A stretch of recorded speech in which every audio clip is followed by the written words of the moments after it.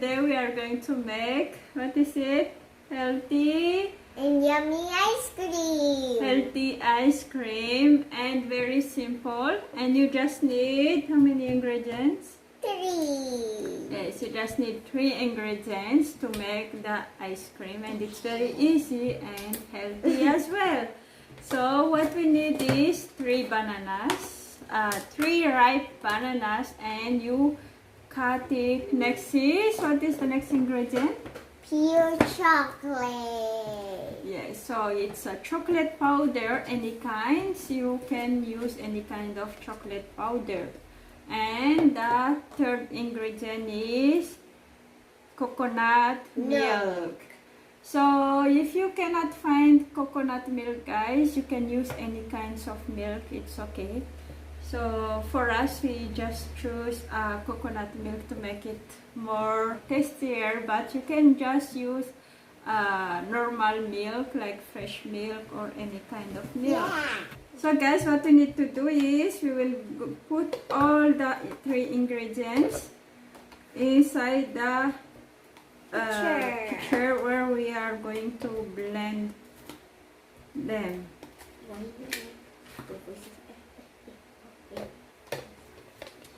Wow. So the bananas. Wow, look at those. It's 3 large bananas. And chocolate. Yay.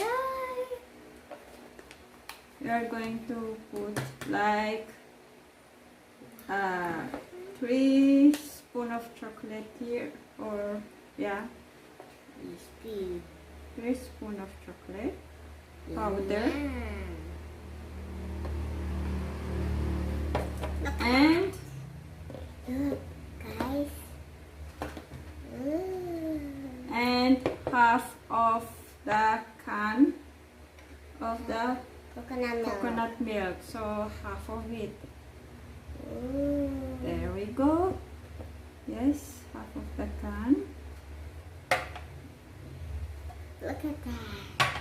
And now we are going to blend it all. So for those who want it to be, because the banana is sweet already, so you don't need to add sugar. But if you want to make it, for those who want to make it more sweeter, you can add sugar or coconut sugar, any kind of sugar if you want. So let's blend it.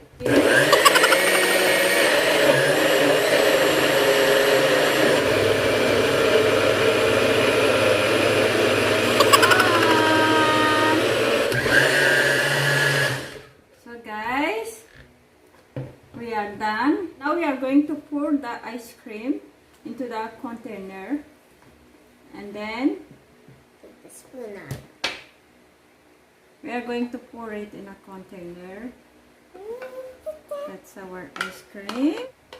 Nom, nom, nom, nom, nom, nom. Someone is excited. So guys, here is our ice cream done, and now we are going to put it in the freezer for 3 to 4 hours, and after 3 to 4 hours, let's try it. I'm excited to try it.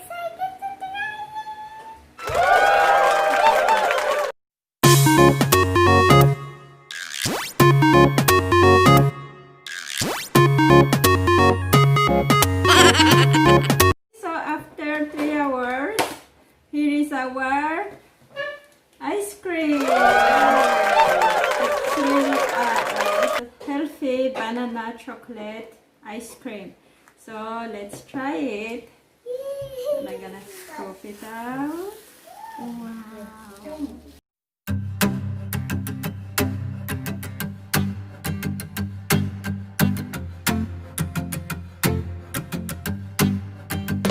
So guys, here is the chocolate banana ice cream after 3 hours. So let's try it. It's yummy. So good. So guys, I hope you enjoyed the video. Yes, and Thank you for watching. And don't forget to like, Subscribe subscribe, and click on the notification bell. See you again next time. Bye. Cheers. Be safe and God bless you. Yes.